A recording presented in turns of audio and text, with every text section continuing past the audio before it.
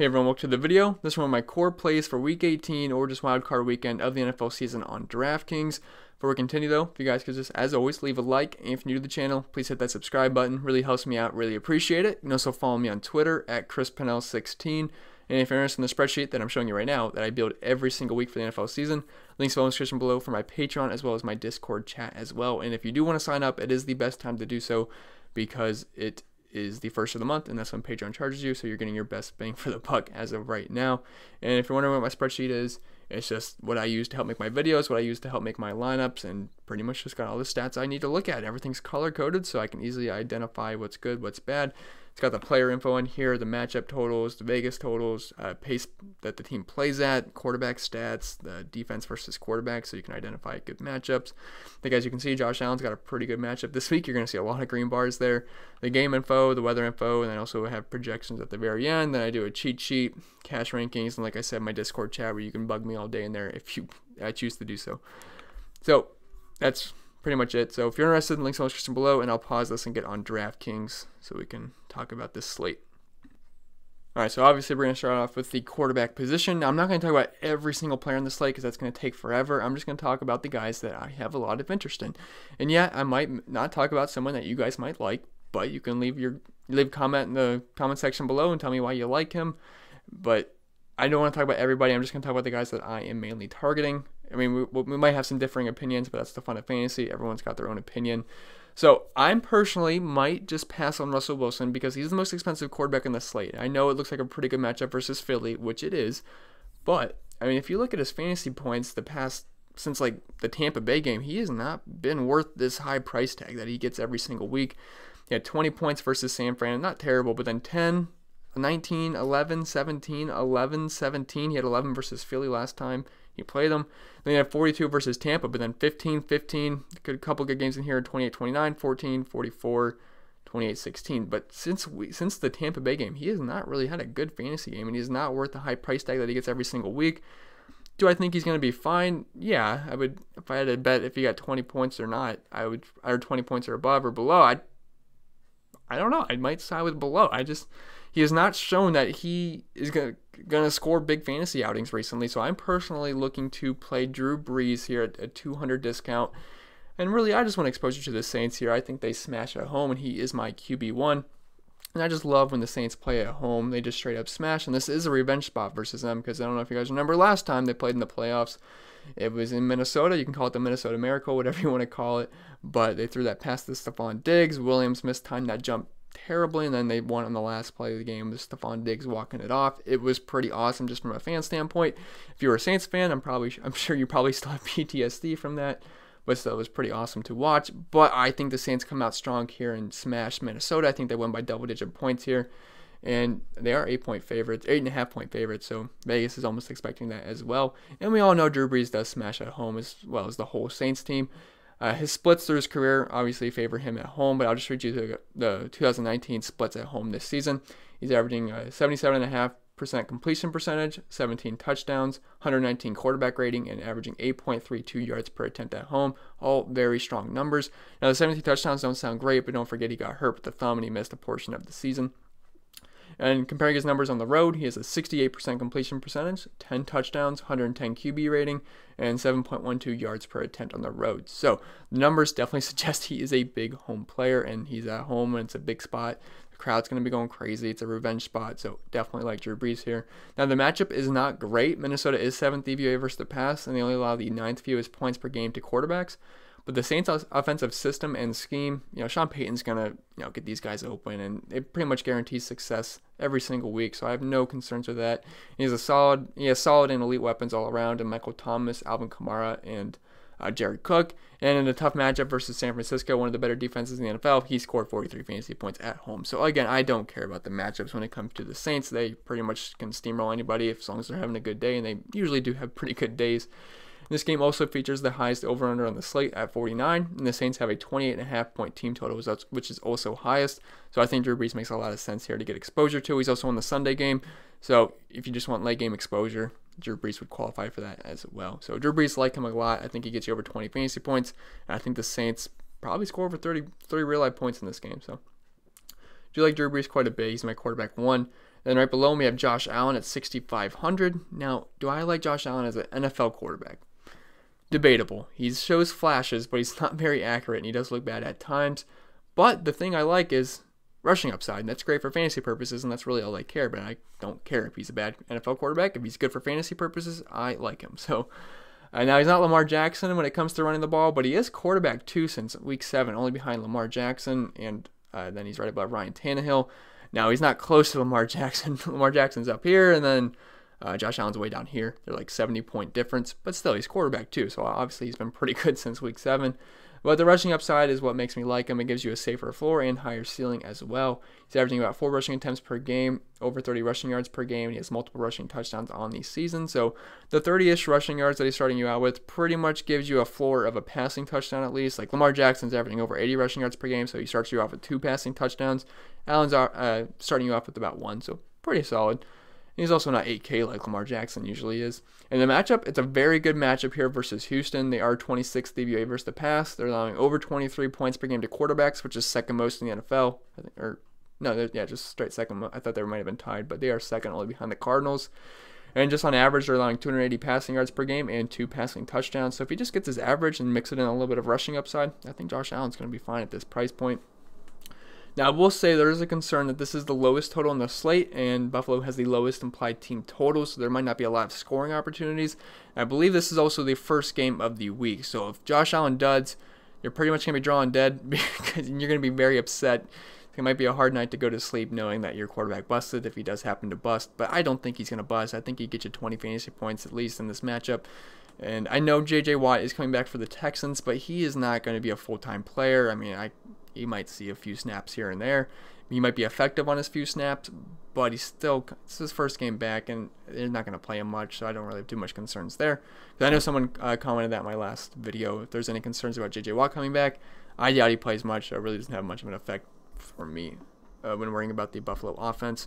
So Josh Allen, I like him quite a bit. He's my QB2 as of right now. And then the last quarterback I want to talk about is, I could talk about all these quarterbacks. This is a core plays video, so I'm not talking about the entire slate. So Tom Brady, he's at 5,800. He is the cheapest quarterback on the slate. And yes, I know, I've seen the Patriots offense this year, and it's not pretty. And yes, I know they also just lost to Miami. But I've seen this time and time again. And trust me, I am rooting for the Titans here. I hope they pull off the upset and win this game in Foxborough. But I think we get more of the same old with the Patriots as they take care of business at home in the playoffs. Trust me, I don't want to see it. No, it wouldn't make sense because they're not that good of a team, to be honest. They have a good defense, but the offense is just pretty bad. But the Patriots at home in the playoffs, I mean, yeah, we're all rooting against them, but I just think they get the job done and America loses just because we all want them to win. We all want them to lose. We all want the Titans to win. And I actually like that Titans team. They have some fun players on there. Ryan Tannehill is pretty good. I mean, he's had a resurgence this year, getting away from Adam Gase. Adam Gase is just absolutely awful. I hate that guy as a coach. Really as a person too. I'm not a fan of Adam Gase. I don't think anyone is really. Then Derrick Henry's a monster. Then A.J. Brown's going to be really good. So looking forward to this Titans team in the future if they can keep the whole band together. But kind of lost my train of thought. But yeah, we're talking about Tom Brady. So has Brady been good? No, absolutely not. But he is the cheapest quarterback on the slate, and he's sub 6K. So he does present us value to us to fit in other studs at more important positions like wide receiver or running back. It's also pretty easy to throw in Tennessee as well, as they rank 21st DVOA versus the pass compared to 10th DVOA versus the run. They're allowing nearly 20 points per game to the quarterback position. If Tom Brady can give me like 17 to 20 points at 5,800, I'll take it. As long as like Russell Wilson or Drew Brees doesn't get like 30 plus points, you'll be fine at 5,800 getting 20 points. So Tom Brady, I think, is a nice option for value. Now we'll move on to the running back position. So my favorite running back, just for a spend-up option, is ALVIN KAMARA here at 7,400. Again, I'm not going to talk about every running back on the slate. Obviously, I know Derrick Henry and Dalvin Cook exist, but it's a core plays video. Don't want this to be too long, and these are the guys I am targeting myself. Can you play Dalvin Cook and Derrick Henry? Sure, you can. But I prefer ALVIN KAMARA if I'm spending up. And I really just want as much exposure to the Saints as I can get, and I think they're going to be the best source for fantasy points with high upside. Now, the problem is they are all pretty expensive, but it is deserved. But the big thing with KAMARA this season has been, he feels like a disappointment, and really it's just because he's not scoring touchdowns. Now, I'll get to the past 2 games. Obviously, he's been scoring touchdowns, but before that, he hadn't scored since, week 3 versus Seattle, where he had the 2 touchdowns. And besides that, that was it all season. He had 2 touchdowns heading into week 16. and he's positively regressed in a big way the past 2 weeks. I kind of said in my other videos that, you know, the touchdowns will come for Alvin Kamara, and they came in a big way. Versus Tennessee, he had 2 touchdowns, and then versus Carolina, he had 2 touchdowns in the first half, and he got pulled earlier. He could have even had a bigger game because the Panthers were not stopping the Saints. If Alvin Kamara, if this was a competitive game, Alvin Kamara might have got like 40 fantasy points in this game. He would have absolutely smashed. Fortunately, only had 1 touch in the second half, I believe, so we didn't get to see the ceiling. But it was definitely he was definitely capable of doing so. And it looks to me like he's over the high ankle sprain and good to go for the playoffs. And I gotta say, he did not look good for a decent stretch of the season after the high ankle sprain. Was not breaking tackles, did not look as elusive. He's looked pretty good the past 2 weeks, so I do like that he looks pretty healthy. Now the matchup is not very good versus Minnesota. They are 9th DVOA versus the run, but for fantasy points given up, they're more middle of the pack, so it's not terrible. And we did see Aaron Jones absolutely dominate them a couple of weeks ago, so they're not unbeatable. It's just a tougher matchup. But for matchups, I really don't care when it comes to a healthy Kamara, or really just the Saints offense in general. They're able to steamroll pretty much anybody. And, you know, considering, 1, he's awesome, and 2, he's heavily involved in the passing game, he's going to be fine either way just because he's such a safe player with his heavy involvement in the passing game. He's averaging over 7 targets per game and a 19% target share, which is really only behind CMC. And plus, the Saints' offensive line is elite. I think they have a 24% advantage on PFF for run blocking for offensive line versus defensive line. So they'll be fine there, and they should be able to open up some holes for Alvin Kamara. And plus, there should be plenty of scoring opportunities for the Saints, and I think Alvin Kamara could get a goal line touchdown or 2. He's going to catch probably like 5 passes. So definitely like Alvin Kamara. He is my RB1 on this slate, and he's also the 3rd most expensive guy. So I like the little discount you get with him as well. Scrolling down a little bit, Miles Sanders, not sure if he's going to play or not. It sounds like he's going to. It's like a low ankle sprain, so it's not that big of a deal. It's not like a high ankle sprain, so it really just depends on the swelling. But I like Devin Singletary here at 6K. It's a good matchup versus Houston. And this game may just be a grinded out, and I think both teams look to establish the run here. So I don't really think this game's going to be too exciting for fantasy purposes. And if you do play Devin Singletary, I wouldn't play Josh Allen. And if you play Josh Allen, I wouldn't play Devin Singletary because it's not the best correlation play in the world. Now, he is involved in the passing game. We did see 8 targets versus Buffalo. So if he gets a passing touchdown, yeah, sure, it's going to be a decent correlation play, but I really don't think it's the best to play both of them together. But this is a really good matchup. Houston's defense is rough right now. They just got shredded last week by Derrick Henry. He had over 200 yards rushing. I know the Texans weren't really trying in that game, but still overall they've been a pretty bad defense this season. We saw Ronald Jones have a pretty good game versus them, I think week 16. And they are 22nd DVOA versus the run. They're allowing over 28 points per game to running backs, which is 6th most in the NFL. And Singletary's been solid this season. He's averaging 5.1 yards per carry, which is actually right there with Derrick Henry. Now, obviously, Derrick Henry has more rushing attempts, so the sample size is bigger. But, you know, Singletary, he's been pretty solid this season. He's going to be involved in the passing game a little bit. I think he's a pretty good play versus Houston. I think both teams look to establish the run, so I think Singletary makes sense at 6K. Then scrolling down a little bit, I like Carlos Hyde in the same game at 5,100. Now, I typically don't like to play both running backs in one game, especially ones that just pretty much run the ball. But this is a small slate, so we really can't get too picky with who we're playing. And like I said, this game could be a grind, and both teams may just try to establish the run here. And believe it or not, Hyde is somehow a 1,000-yard rusher this season. I was shocked when I read it, but he is. He has like, what, 1,070, I think? Yeah, 1,070 rushing yards, 6 touchdowns. So he's been okay this season. He's not an exciting player, but he's solid. He's solid. He's going to get the volume, too. They're not afraid to feed him. He's had multiple games with over 20 carries this season. I think he had, 26 versus Tennessee. Then he had 19 versus Oakland and Jacksonville. 26 versus KC, 21 versus Atlanta. Then I believe he had 20 versus Jacksonville. So is he great with his touches? No, but if they're just going to feed him the rock, I mean, obviously I'll take it at 5,100. I like the volume he's getting. He's averaging over 15 carries per game. Now, the Buffalo defense is solid, but they're more solid versus the pass. They're really good versus the pass. I believe they're 5th DVOA versus the pass, and they're 18th DVOA versus the run. So it's much easier to run on these guys. And the Texans are also 3-point favorites at home here, which sets up well for a guy like Hyde. I always say I like home favorite running backs, especially ones that don't catch passes. So this game sets up pretty well for Carlos Hyde, and I think he's a solid option at 5,100. And then just one more for you guys. I think you could look at the 2 Patriots running backs in James White and SONY MICHEL. Now, I wouldn't play SONY MICHEL if you're playing Tom Brady because that's not a good correlation play. Because, I mean, if you're playing SONY MICHEL, you're just hoping he gets like 20, 25 carries and they just grind out the clock. Now, the problem is Tennessee is a pretty good run defense, but they've been saving up SONY MICHEL here. I mean, he's been getting this. Last season, they rode him to the playoffs. They were giving like 20 carries a game, if not more. In the past 3 weeks, 19 carries, 21 carries, 18 carries, 11 points, 11 points, 13 points. Not that great, but if he starts scoring touchdowns, I think he's going to be solid. He doesn't really do anything in the passing game. Didn't even have a target last week. So, I mean, he's a little bit risky. He's kind of touchdown dependent. But if you think the Patriots play with the lead in this game and just try to run the ball down their throats, you could definitely play SONY MICHEL. Or if you want to just play James White, you could. It's not even a bad correlation play if you play Tom Brady, because obviously James White's the pass catcher here. He really doesn't get much rushing attempts. He only had 2 rushing attempts in the last game, 3, 3, 6. But the targets are what keeps him safe. He had 3, 5, 4, 7, 11, 3, 7, 3, 5. So the targets are always going to be safe. He's had double-digit points in all but 3 games so far this season.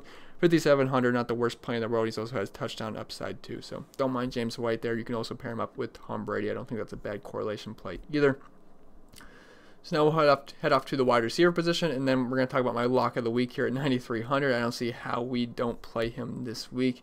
And I'm not gonna. If I only make 1 lineup per week, I might do 3-entry max just because it's a small slate. But if I'm building 150 lineups, I might just throw Michael Thomas on. I'll have all 150 lineups. I just think he's that good of a play here. He's got the highest floor on the slate, and he also has the highest ceiling. So I just don't see how you fade the guy. Now I know last week didn't really do much versus Carolina. Didn't really have to. They were absolutely murdering them. Then starters got pulled. Only had 7.7 fantasy points, but before that, I mean, 34, 33, 33, 10 was a little rough versus Atlanta, but then 29, 28, 31, 20, 25, 16, 44, 18, 16, 18, 25. Guy is an absolute monster, the best wide receiver for fantasy purposes in the NFL. It's debatable if he's the best wide receiver, but for fantasy purposes, he's the best for sure. And like I said, the Saints smash at home, and the same can be said for Michael Thomas. He's been great at home this season, and that's obviously going to correlate with Drew Brees being so good at home. And he gets a smash spot versus the Vikings, who really struggle versus wide receivers this season.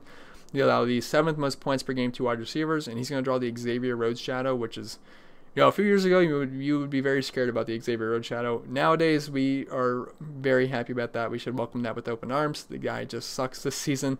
According to PFF's wide receiver versus cornerback matchup chart, Michael Thomas has the best wide receiver cornerback matchup of the entire slate. I think it's like a 33% advantage, which is by far the highest. And Rhodes, as for him, he's been bad. Like I said, he's giving up the most yards per route ran on this slate, and he's also allowing the 2nd most fantasy points per route run as well.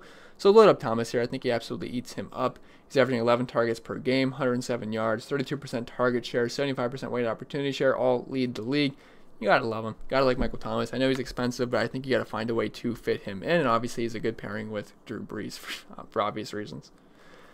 Then scrolling down the list here, don't like these 2 guys very much. They're both going to get shadowed by top-end corners. DeAndre Hopkins is going to get Tre'Davious White. A.J. Brown's going to get Stephon Gilmore. So I will personally pass on those 2. Then Tyler Lockett, I like the 2nd option better. But let's talk about Julian Edelman. He's listed as questionable, but we all know he's going to play. He's not going to miss this game. He's been questionable for a few weeks now, but he's going to be playing. Now, he has not looked great. So I will say there's a little bit of concern here with his health. But this is the playoffs, so he's got all offseason to recover here. He's going to be going full go for this game. And if I like Tom Brady, got to like his numero uno guy. Now, like I said, he's battling injuries, but he should get double-digit targets here in an important game. If you look at the game log before the injury, he was one of the safest wide receivers in the league for fantasy.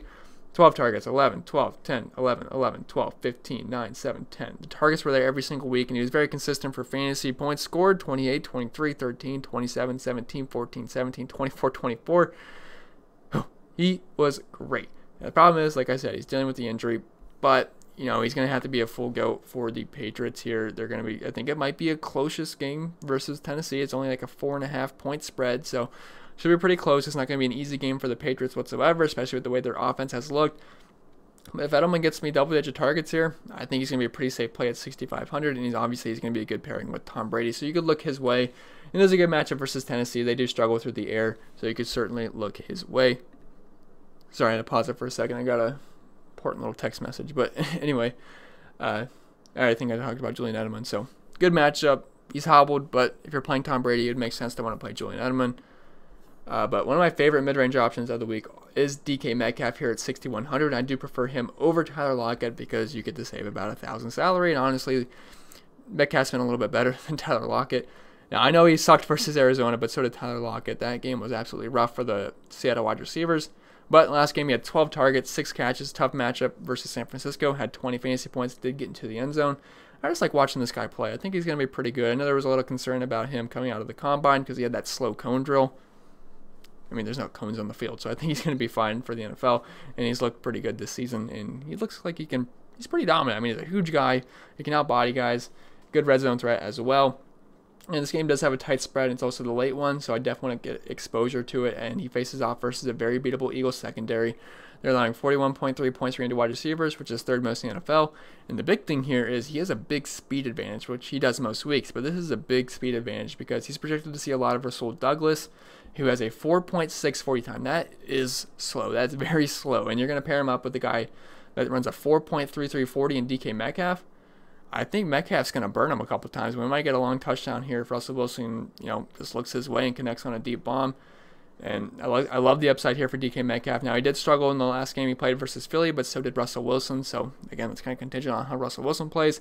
But with no Chris Carson, all the running backs are hurt. You got Old Man Lynch, which I love Marshawn Lynch. I'm not slighting him, but it wasn't that great. And then he's got Travis Homer. I think they're going to have to throw the ball quite a bit here, and I think DK Metcalf is going to have a solid game here. I think he's going to get double-digit targets. And the Philly run D is pretty solid, so it would make more sense to want to pass on Philly. And this is the second highest over-under on the slate. Seattle is slight favorites here. I think they're going to be throwing the ball quite a bit. I think DK Metcalf's an excellent option, and he's also in the very late game. So if you want exposure to the late game, you got DK Metcalf, who definitely has a huge ceiling. You guys saw that game versus Tampa Bay where he had, 30 fantasy points. So definitely like DK Metcalf. He's a long ball kind of guy. And he's also a red zone threat. So definitely like DK Metcalf. If you're playing Josh Allen, you can pair him up with John Brown or Cole Beasley. Great matchups versus Houston, but I just don't see myself going there outside of just game stacks, or I shouldn't say stack, GPP stacks with my quarterback. Because again, I'm like a one lineup guy, so that's kind of the way I think and make these videos. But Greg Ward, I like Greg Ward here at 5,200. I think he's a very solid option.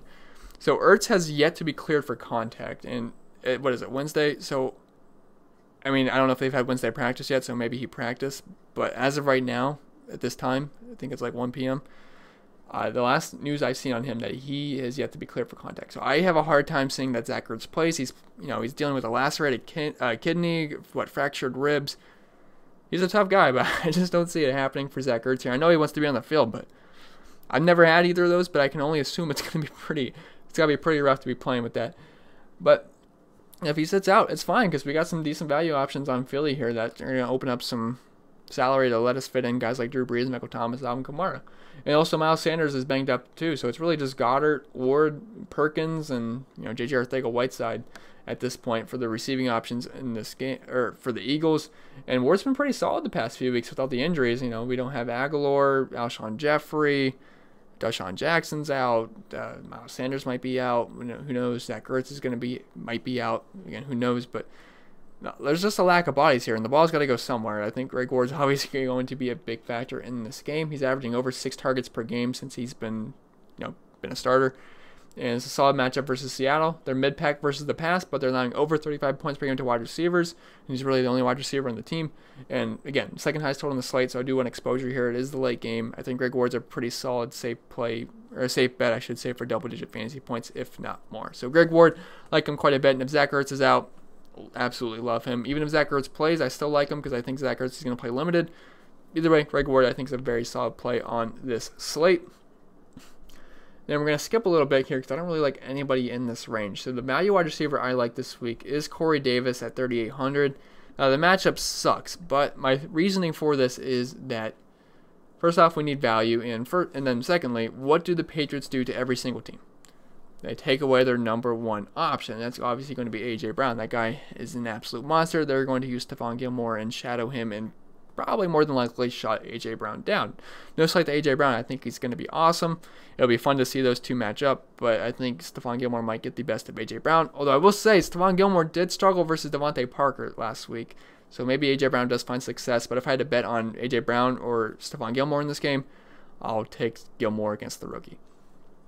And they're also number one versus running back, so it's going to be tough sledding for Derrick Henry as well. I think they completely sell out to stop Derrick Henry and A.J. Brown. Now, that's easier said than done. Those two are very, very good players, but let's just say they do stop them. Where are they going to go with the ball? Well, you could look Jonnu Smith way. You could also look Corey Davis, and Corey Davis is pretty cheap here at 3,800, and I think he can do fine with the other two guys soaking up most of the attention. And he's actually been okay the past 3 weeks. 8.4 points, 7 points, 8.7 points. Nothing exciting, but the targets have been there, and he's only 3,800, so it's not like we're asking for too much here. And it obviously helps that you have Ryan Tannehill at quarterback because the guy is been very good. He's like, seriously, he's been very, very good. He has the best yards per attempt this season. I think at 9.6 yards per attempt, which is best in the league. So he's going down the field. And Corey Davis had a touchdown call back last week, or even had a bigger game. And I think the most likely scenario for the Titans is that they are playing from behind. So I think this sets up really well for Corey Davis to have a solid game at only 3,800. So he's definitely my favorite value wide receiver of the week as of right now. And then we'll move on to the tight end position. So Zach Ertz, I'm going under the assumption he doesn't play. And if that's the case, we got to look Dallas Goedert's way at 5,200. And now he didn't ball out last week like I thought he would, but he still had 10 targets, which I'll take 10 targets any single day. If you told me Dallas Goedert's getting 10 targets with no Zach Ertz last week versus the Giants, I would assume he probably got more than 10 fantasy points, and I think he does on most occasions. Still was solid though, and he played 100% of the snaps, so that was nice. We don't have to worry about playing time whatsoever. He is the guy if Zach Ertz is out. Even if Zach Ertz plays, how healthy is he really going to be? So you could still look Dallas Goedert's way. It'll just lower his ownership, so he'd be a better GPP play. But this is a great matchup versus the Seahawks. They're allowing 16 points per game to the position, which is second most in the NFL, only behind the Cardinals. And he's going to be Wentz's #1 guy in this game. Plus, he's a good player. He was a high draft pick. Dallas Goedert's a really good tight end. I think more than likely he gets into the end zone here. And 1 second. I think this video is almost over. My mouth is so dry. But yeah, Dallas Goedert, I think he'd be an excellent option as long as Zach Ertz is out. And if Zach Ertz is in, he's going to be playing banged up. And I think Dallas Goedert would be a good GPP play. But as of right now, assuming Zach Ertz is out, Goedert is tight end 1. You could also look Jared Cook's way if you just want exposure to the Saints. I wouldn't say he's a core play for me, but if you just want to stack up the Saints, I totally understand that. He's been a touchdown monster since, I forget what week exactly, but he's been great. 1 touchdown, 2 touchdowns, 0, but then 2, 0, 1, 1. He's been great for fantasy purposes. 14, 12, 13, 11, 21, 11, 29, 23, 12. He has 1 double-digit game since week 3. So Jared Cook, I think, is an excellent option at 4,900. Save a little bit of salary. If Zach Ertz happens to go and you don't feel as comfortable with Dallas Goedert, you could just drop down to Jared Cook for 300 savings. So don't mind Jared Cook at all if you just want exposure to the Saints. And if Zach Ertz is out, we could have our easiest play of the week, in my opinion, in Joshua Perkins here at 2,900. So he stepped up last week. He had 6 targets, 4 catches, 50 yards. They get into the end zone and a nice 24-yard touchdown. And he also had 15 fantasy points. And he is dirt cheap. He's 2,900. And if Ertz is out, he's the best value play on the slate. And again, it's a great spot versus Seattle. They're giving up the second most points per game to tight ends. This should be a pretty good game for fantasy purposes. So if Zach Ertz is out, you could look Joshua Perkins' way at 2,900, and then you can easily fit in guys like Michael Thomas, Drew Brees, and ALVIN KAMARA if that happens to be the case. So this would be my favorite value play if Zach Ertz happens to be out. Again, you guys got to monitor the injury news if that's the case. But really, it's just Perkins, Goedert, and Ward if Ertz is out. So someone's got to catch the ball here, and the Eagles are going to be throwing the ball quite a bit, especially if Miles Sanders is out. So there you go. Joshua Perkins, not a sexy play, but he's a good value play. That's pretty much going to be it for the video, guys. Hope this video was helpful. Hopefully the playoff games are pretty good. I'll have my lineup building video out probably tomorrow. Is it today, Wednesday? Yes, it's Wednesday. So it'll probably be out tomorrow night. Tomorrow evening. I'll have to wait on Zach Ertz news, I guess. Oh, unless he's a game time decision, then I'm going to have to make it quicker. But maybe I can go under assumptions and I can make 2. But I hope this video was helpful. If it was, remember to leave a like. If you're new to the channel, hit that subscribe button. It really helps me out. Really appreciate it. You can follow me on Twitter at ChrisPennell16.